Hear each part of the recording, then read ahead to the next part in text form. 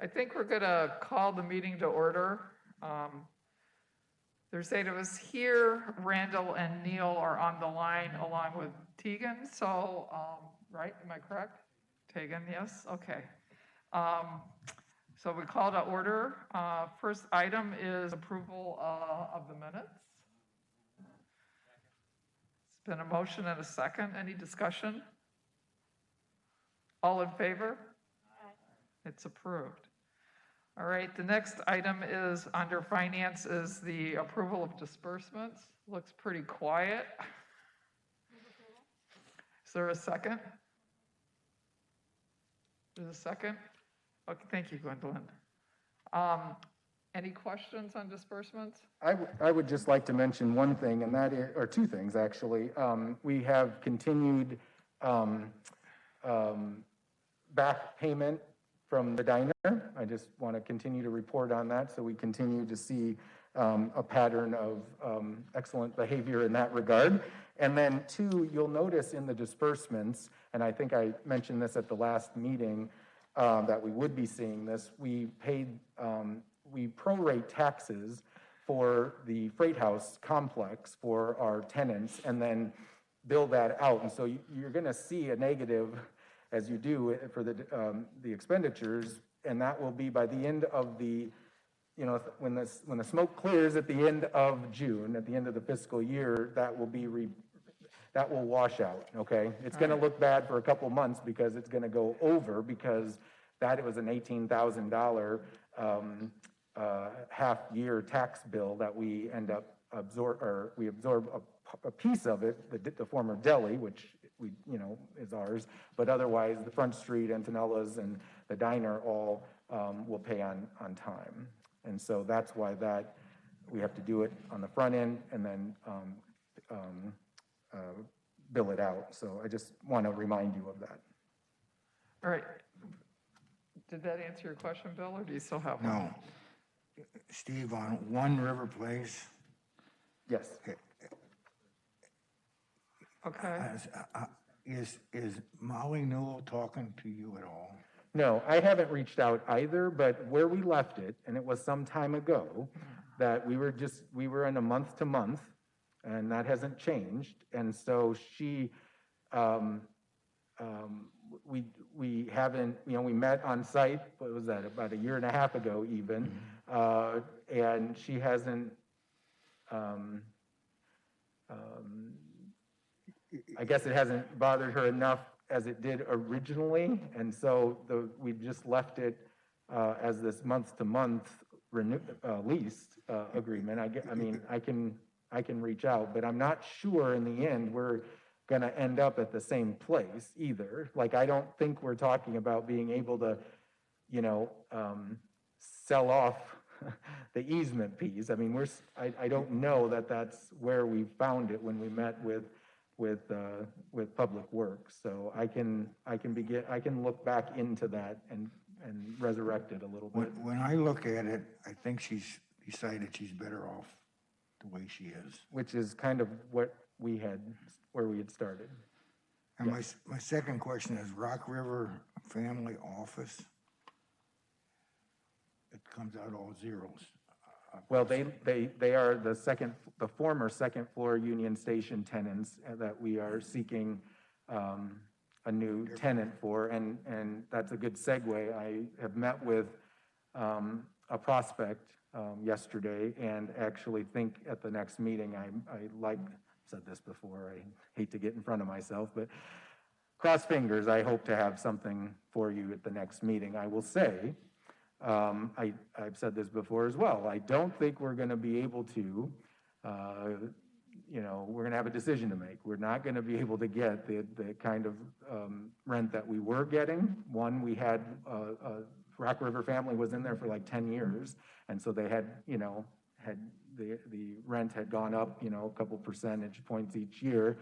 And as you all know, the pandemic has created a different environment, working environment. A lot of people are working from home.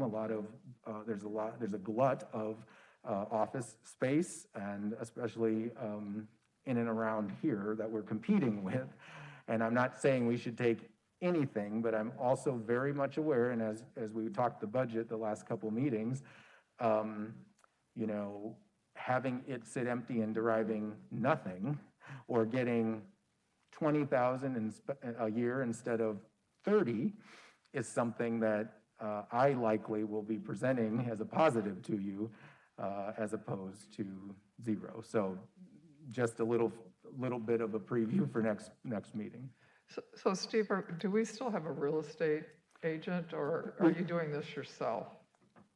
I'm doing this. Our agreement had I thought it ended. gone through December, Yeah. and I'm fine with it because I have the leads I have followed up on. Some of them haven't worked out, but I remain hopeful that we're going to find the right one, and perhaps you won't have to. Not perhaps, I'm joking. You won't have to pay me the finder's fee. So we'll be all good.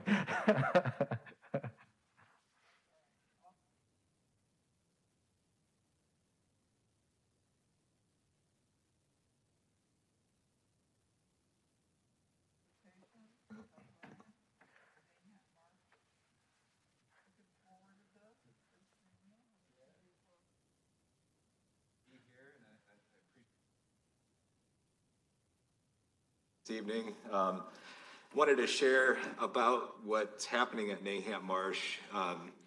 We're entering our 21st year as an organization, and we've got a lot of stuff that's going on there, and I think there's some definite synergy that I've spoken with Steve about this, that we could potentially work together. So to give you a little bit of background about Nahant, that's our mission. It's really to provide education, to protect the marsh, and to also do research down there.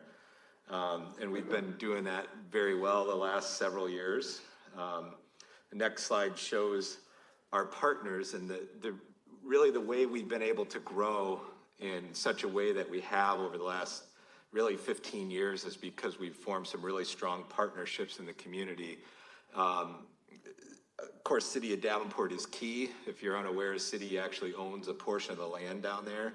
The Nahant Marsh Board is a separate nonprofit 501c3. But in 2007, we also formed a partnership with Eastern Iowa Community Colleges to deliver the educational programming down there. And that's really allowed us to grow to the point where we're at. Next slide shows our attendance. Of course, 2020 was a bad year for everybody, but since we formed our educational partnership with the ICC in 2007, we were able to grow from serving about 1,500 people a year with our education program to, in 2019, over 22,000 people that we were able to serve with our ed program. So we've seen this really rapid growth. On top of that, and we don't have the data for this because we weren't tracking this in early days, but we're seeing more and more people using the area recreationally as well. And we estimate 20 to 30,000 plus people are using it for hiking, bird watching, other things like that. You can also see on here the growth in our land holdings. Excuse me. We started out at 78 acres, and that was the original gun club that was there. If you know the history, there had been a gun club there. It was contaminated with lead. There was an EPA cleanup that took place in the late 90s. And today we're at 305 acres. So we've been steadily growing our footprint, and that makes sense down there. You know, most of the land is pretty flood prone, and so we've been buying up old pieces of farmland that frequently flood and restoring them back to wetlands and having a greater impact that way. You can, as I mentioned, you can see in the next slide, our mission is really about protecting the marsh. And so this map shows the ownership down here. So the yellow is Nahant Marsh property. That's the 501c3 that owns that. Kind of the core of the marsh, that orange, is owned by the city. In 2014, we signed a 20-year agreement with the city that essentially said the city would continue to provide maintenance on our building, the parking lot, and that the Nahant Marsh Board would make the decisions about land management, the education program and things like that. And that partnership has been working really well. The red parcel was our most recent acquisition. We actually purchased that in 2018. That was a piece of land that was intermittently farmed. It runs essentially from the train tracks down to South Concord. If you're familiar with the old Big Red's salvage yard, that's kind of our neighbor. The property, there's degraded wetlands in it that we pulled almost 500 tires out of, trailers and trailers full of trash, and we just completed about a $300,000 wetland restoration project in that parcel. So that piece of land is actually part of a wetland mitigation bank that we established that is not only meeting our mission to create more wetlands, but actually will provide some funding for the marsh over the next 10 years, in the tune of about $1.5 million over the next 10 years in revenue that we'll be getting from credit sales from that wetland bank. Also, part of what's happening is we have been kind of in the silent phase of a capital campaign for the last 2 years. We actually paused in 2020 because of the pandemic, but the purpose of our campaign is to, and the next slide shows, to raise money for education and further be able to expand our education program. We're in 2019, we were at complete capacity. We could not serve another person, and so we know we need to add some more staff. We're gonna build an additional building there that has a classroom that's dedicated to research and college students, because we have a lot of college students that are down there. And we want to expand our land holdings and expand our recreational opportunities by building more trails there. So in terms of where we're at with our campaign, we're at $2.5 million that we've raised. We've got $1.2 million to go, and we're pretty confident that we'll be able to get there by the end of the year and achieve the goals that we kind of laid out. Next couple of slides. This slide, the other thing that's happening that I think is relevant, especially to this group, is that we signed an agreement in 2020 with the Corps of Engineers to do a large master plan. We did a master plan for the area back in 1998. We've achieved a lot of that, or a lot of it just really isn't relevant anymore. So this master planning process, which we solicited a lot of public feedback in the fall, now we're in the stage of sort of working through a lot of that feedback, and by October of 2022, we'll have this master plan completed that will really be our roadmap for about the next 20 years of Nahant's existence, in terms of where we can grow, in terms of our footprint, how our education and recreational opportunities will look like down in this part of this neck of the woods. It includes, we're kind of loosely including in that the Milan Bottoms, which is across the way. We have potentially an opportunity to acquire some land over there. But so, you know, like I said, education is a key component to not only the master plan, but also our capital campaign. It's just a nice sunny day with kids bird watching down there. The next slide shows some of the research that's been going on down there. We are part of a National Science Foundation initiative called the Lewis Stokes Alliance for Minority Participation. We get funding every year from NSF to actually hire undergraduate college students to do really valuable research down there. This is the Blanding's turtle, an endangered species that we have a population of at the marsh. Next slide shows another endangered species that we discovered this year, the rusty-patched bumblebee. This is a federally endangered species, and this actually is opening up the door for some federal funding at the marsh from the U.S. Fish and Wildlife Service. They're going to be funding some restoration projects and some research at Nahant this year and probably for a couple more years to come. So this should be the golden patch bumblebee, because this is a great ticket for some more funding to do what we're doing anyways, and that's more restoration on site.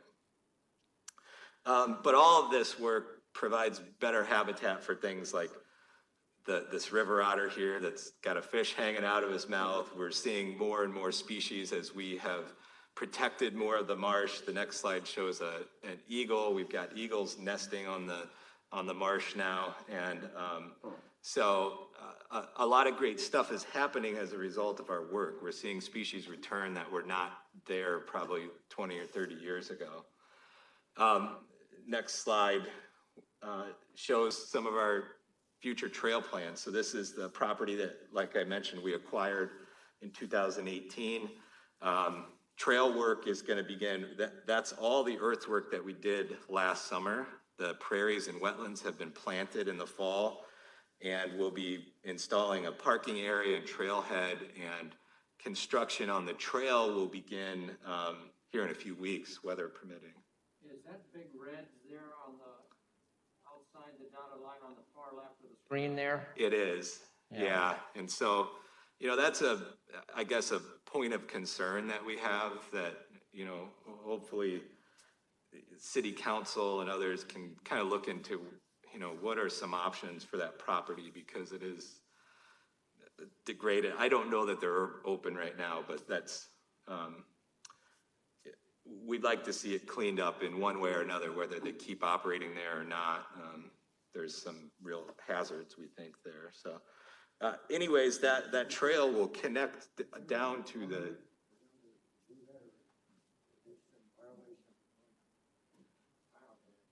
Yeah, I can't speak to what's going on there, but...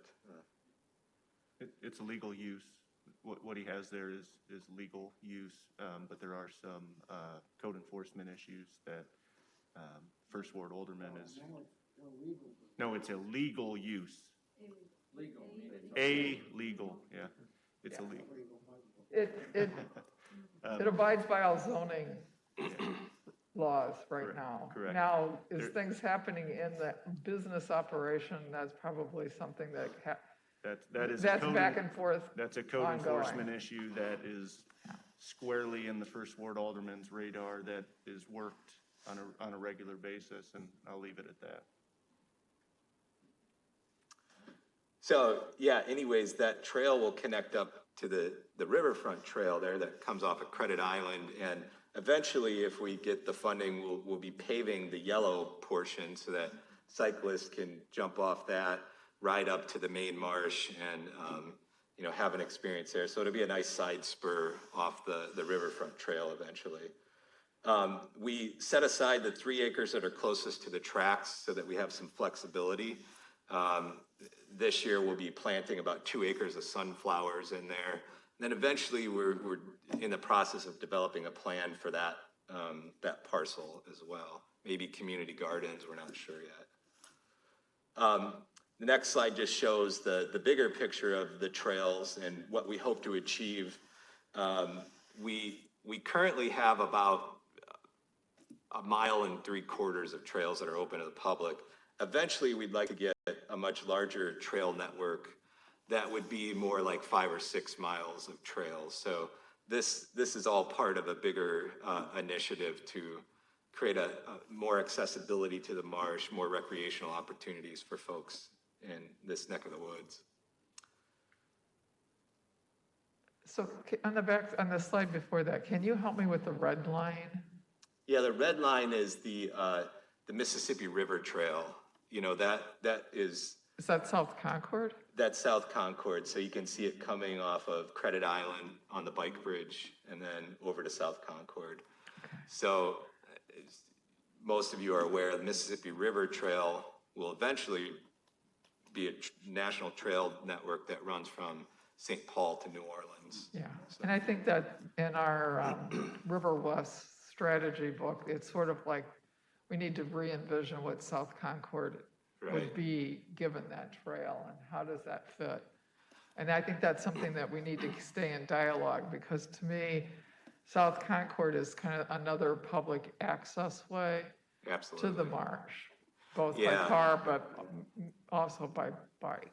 And it's a beautiful drive, but notorious for illegal dumping, and there's some other issues down there that I think we all could work on improving. So the other part of this 39-acre parcel, as I alluded to, is part of a major wetland restoration project.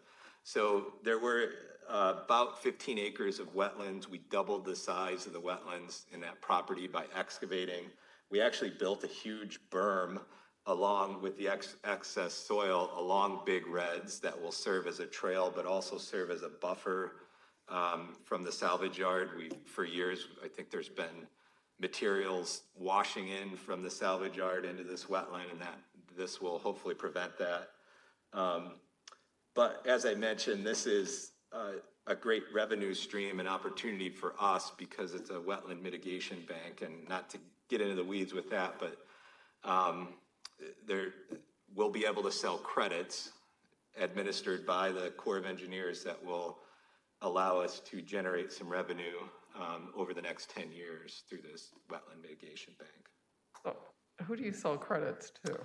Developers. So our service area for this wetland mitigation bank is pretty much all of southeast Iowa, from Clinton all the way down to Keokuk and as far west as Poweshiek County, I think. So So if they have if they have a pothole prairie, whatever, they can swap for you? Right. So for instance, we sold credits last year to the DOT. Right. They were doing a bridge replacement and they had to take out, half acre of wetland. Well, they're required by federal law to replace that. So we sold them wetland credits, and we're guaranteeing that we're going to build a wetland and maintain it as a wetland. We've got some buyers from, private developers from So Clinton. these are one-time payments? They're one-time They pay one payments. time and then you bank that revenue? Correct. To help with maintenance? Correct, yeah. All right. Next slide, please. So you'll see that this is we've actually got 2 parcels that are part of this wetland mitigation bank.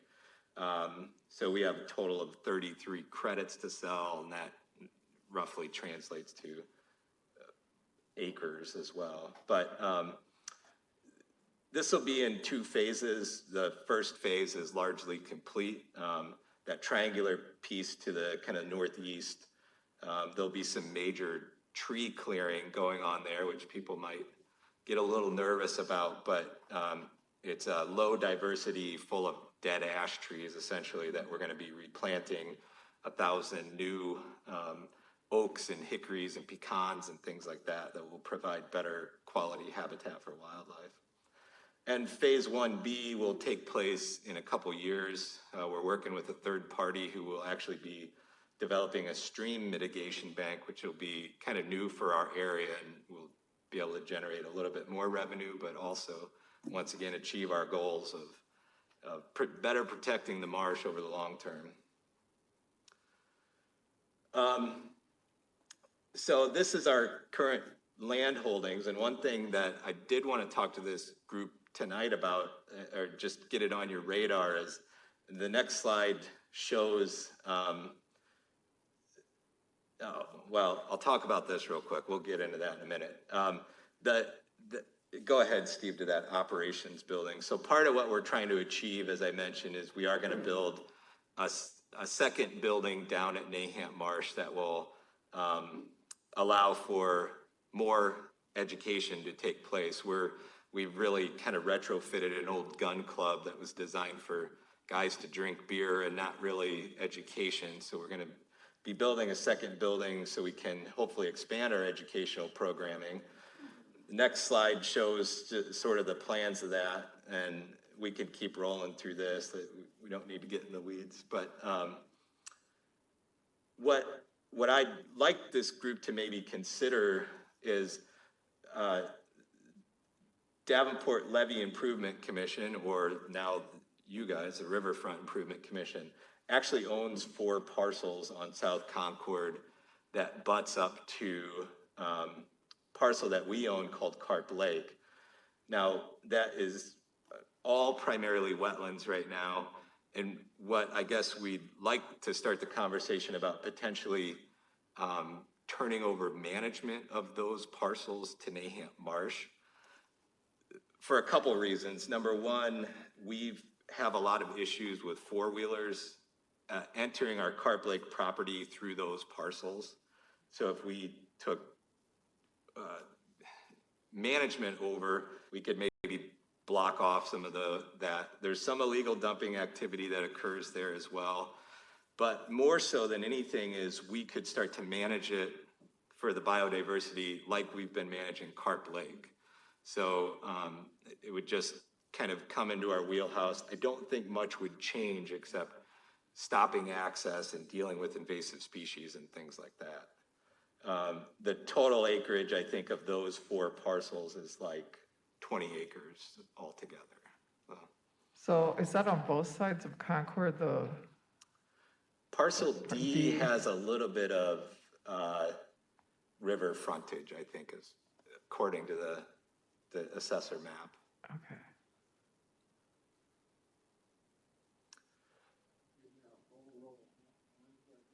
There are homes on either side of that. Actually, Nahant owns one of the homes, the one that's closest to the 280 bridge. We bought that a few years ago. A few of the other homes are currently for sale or in various states of renovation or whatever. They are for sale? I think there is one that's for sale just either, I can't remember if it's to the north or south of that D parcel there. So, but yeah, like I said, we probably wouldn't change much of what's happening there except to try to block access a little better. And So Brian, I think for us to maybe discuss this, which I'm sure the commission will be open to, it would be good to maybe provide Steve with your city copy of the current, how you lease or manage the current, because obviously you're going to want to lease or manage this for a number of years, and it would be something that would need to align with that in some regard, because after 3 years, the city council, we have dual authority here. Sure. So, yeah, and we could work on it, but it would be something that we would sit down with the city council to make sure that they're on the same page. Sure. And if we had those talking points, I think that would really help outline what is possible.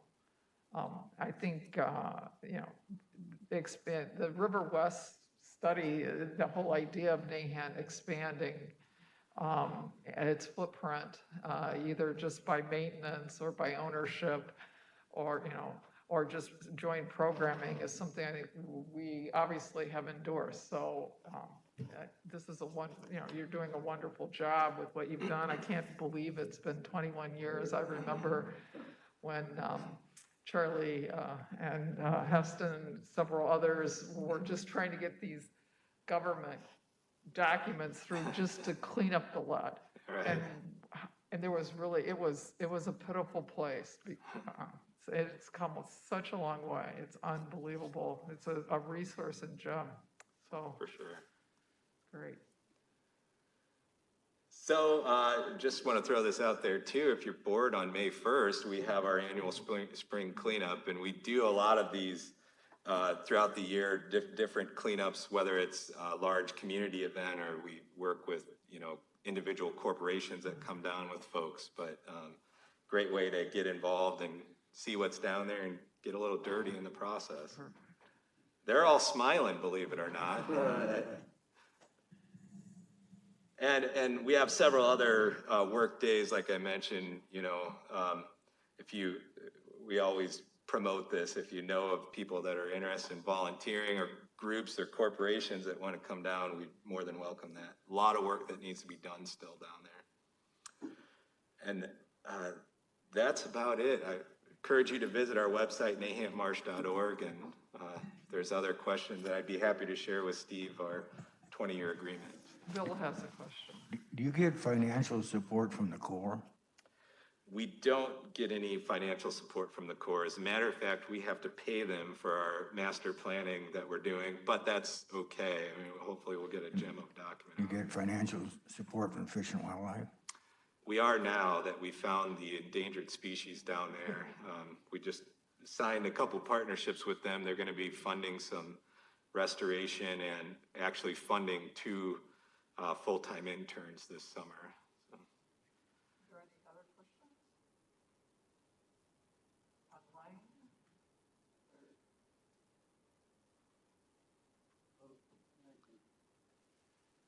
Online? How can we help with the capital campaign? It's a great question. Tell your friends and neighbors to donate to Nahant Marsh for one. But we're going to have a public ceremony and public announcement of the campaign on June 4th. So we'll definitely invite all of you down just to be part of that. City is, I'm not sure where that's at, but we have a request to the city. We were approved for our request to the county, basically for matching dollars for an Iowa Cat grant that we're going to be submitting as soon as they open it up, probably later this summer. And so I think if we're successful with those things, that will probably push us very close to our goal. So I would say if you know anybody that is up in Des Moines too, to help us with push the cat grant through, that's also. I don't, And a letter of support, honestly. Absolutely. Yeah. Put that together, get in touch with Steve, we'd love to. I don't really want to keep drilling you with questions, but do you get help from AmeriCorps? Well, big time help. 2.5 of our educators are actually AmeriCorps, and that's been the case. We've had a really great relationship, and every year, just about every other year, we get teams of AmeriCorps that come through and help us with trails and all kinds of stuff. So AmeriCorps has been great.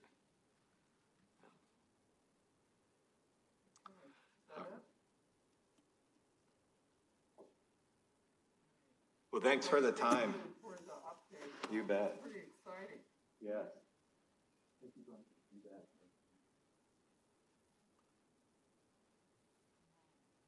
I think it's now, is this Riverfront refresh? Is that you, Steve? Yeah, and I just want to update you on a couple of things, so I'm going to do it seated from here, if that's okay. Sure.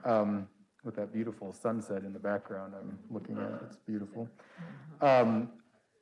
The things are going really well as far as a 2021 calendar of events that we talked more specifically and in more detail last meeting, but I wanted to remind you about 2 upcoming events.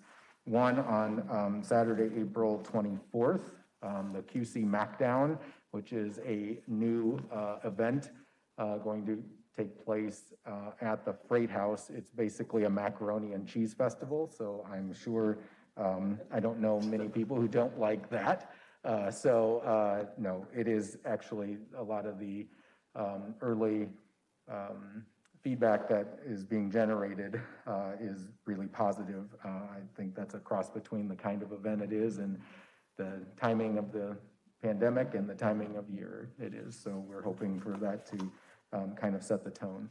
And then the weekend right before that, the Saturday, April 17th, the Riverfront Refresh. I'm really tickled about this. I think this is going to probably become an annual thing, to be honest with you.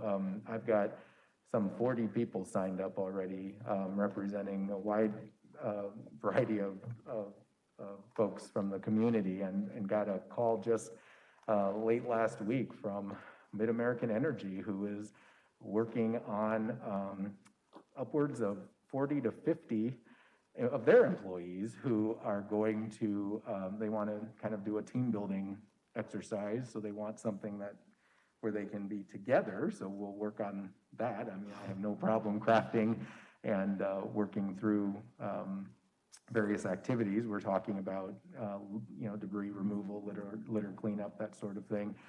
Some mulching, some painting, some different things depending on the number of volunteers we have.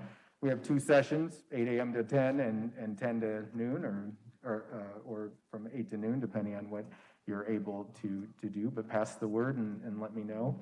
And should be, I mean, hopefully we'll have good weather. I don't have a great plan if we don't, because it never is as good on a Sunday to do something like this as it is on a Saturday. And so we'll see. We'll see how that goes. But it really is generating a lot of interest. And I've done cleanups before, but I signed up just because I wanted to kind of get a feel for the energy surrounding one. So I did one along Kimberly this past Saturday, and I'm glad I did, because one of my takeaways was I may have been very eager in my assignment making.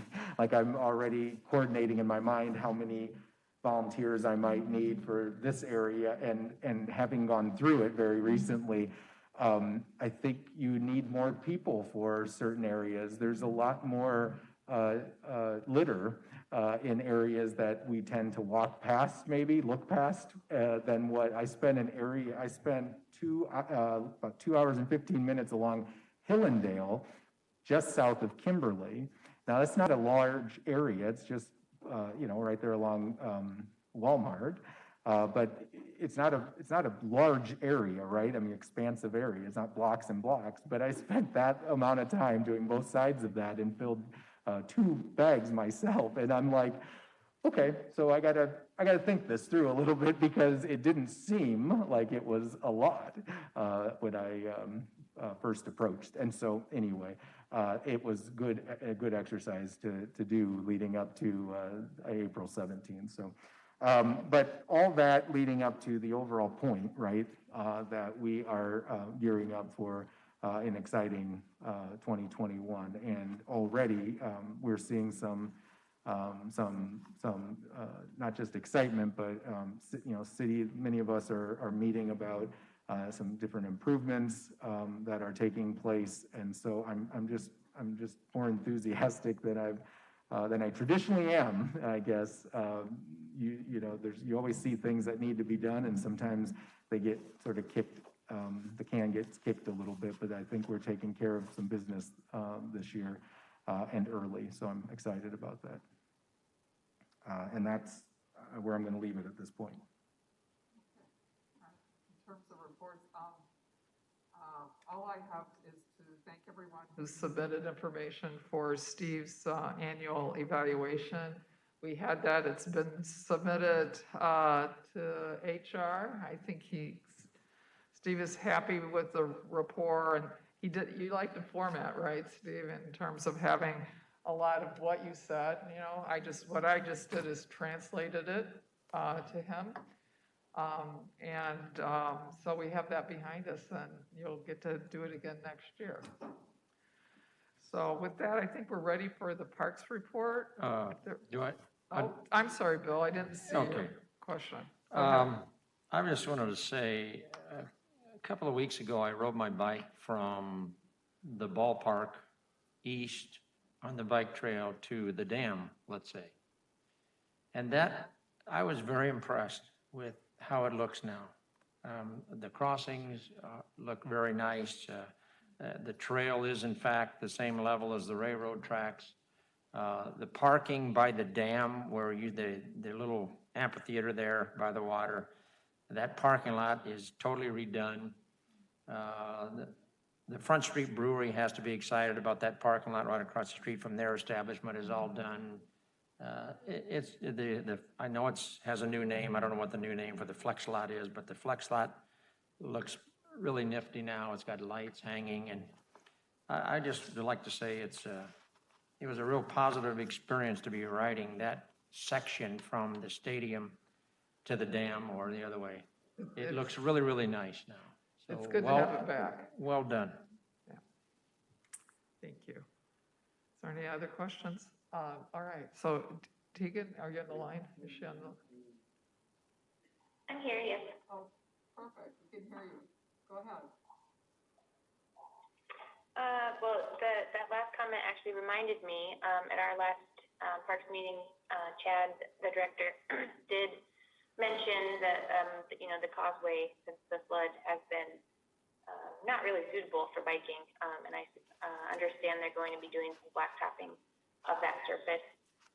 coming up shortly, so that will, you'll be able to enjoy your ride from along the newly done bike path there along the river all the way down to the islands now, whereas, it's been a bit of a challenge to get down there for the last year or so. The other comment I had, just has to do with Parks has a lot of open positions right now. Sorry about that. They're having a lot of trouble, filling, getting people to apply. Their postings are on the city website, and they're also doing some public, like, open interview events that they're pushing through social media. So if you know any students who will be back in the area for the summer, please pass that along. Thank you. All right, so it's time for the public with business to present. I assume, Bill, you would like 5 minutes with your map? I would. I'm gonna set my clock. All right. now.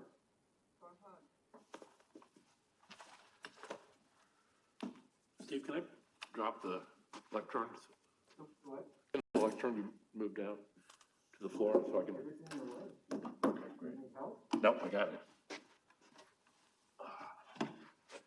So everybody, I'm Bill Handel. I'm a retired architect. I live in Nashville, but I've been born in Davenport, went to high school here.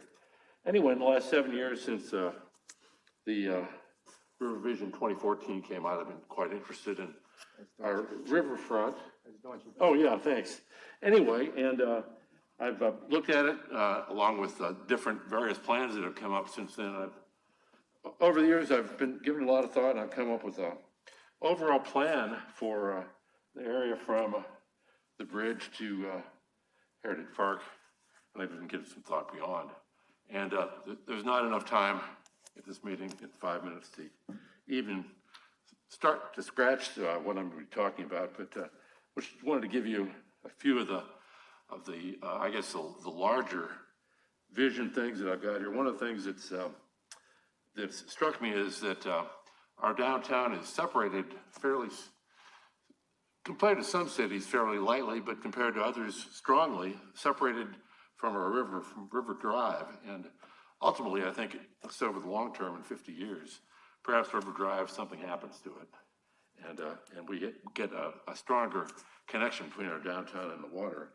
But I've been able to come up with something, and we'll talk about it maybe in an upcoming meeting, which would give us the opportunity of having very soon, I'd say within the next 10 years, eliminate a good part of River Drive, the US 67 portion, from where 3rd and 4th Street intersect River Drive all the way to Brady Street, and go into that in more detail. But essentially, we'd create a promenade, beautiful landscape promenade.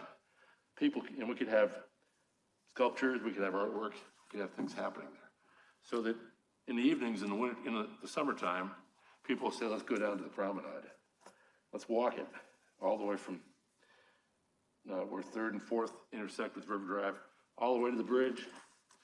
We've got some ideas for a pedestrian walkway going over the Centennial Bridge. And I'm extending it north all the way to 5th Street. And I've got some ideas on that. When Bill Peterson came up with our riverfront plan back around 1900, excellent plan. It took him 20 years for that to be effectuated. And so I really want to honor what he came up with. And for the most part, we still live with it, and we enjoy it all the way from the Centennial Bridge all the way to Main Street. But in 1956, from Main Street to Perry, his beautiful brick incline, his steamboat landing, was covered up so that there could be some level parking for downtown, because there was not enough parking downtown, and I could see that there's a reason to do it. That reason doesn't exist anymore. Those bricks are still there. And so what I'm proposing, and there's a beautiful limestone wall right on this other side, I'm proposing we just excavate. Let's see what's there. I think we'd find that we'd have a very beautiful margin between the water and our park. And that could be done for, I think, probably not very much money. We could dress it up and be a great thing.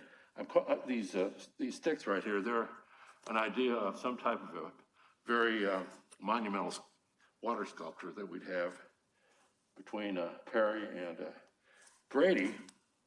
Computer controlled, could be a very excellent thing, could be a tourist attraction.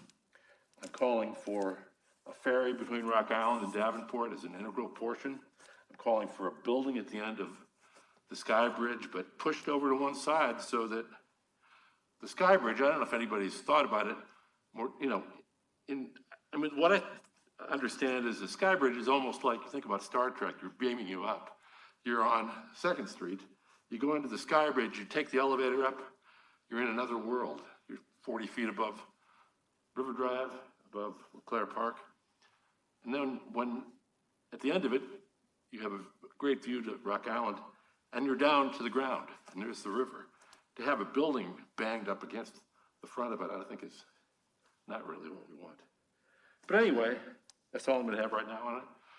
One thing I do want to talk about, though, very briefly, the city has budgeted, I think, $700,000 or $800,000 for improvements on the Veterans Park, and that's a good thing. But I would like to see Heritage Park is a beautiful park, no attraction. I mean, if the first bridge project were funded, I'd say get the city to pay the $800,000, having matching funds with River Action. Let's get that thing going so that when the riverboats come to visit the Quad Cities next year, that bridge is there. People are gonna go crazy on that bridge. Money well spent. Thanks for your time. Thank you. I think we're ready for a motion to adjourn. All in favor? Adjourn. All right, see you on April 27th.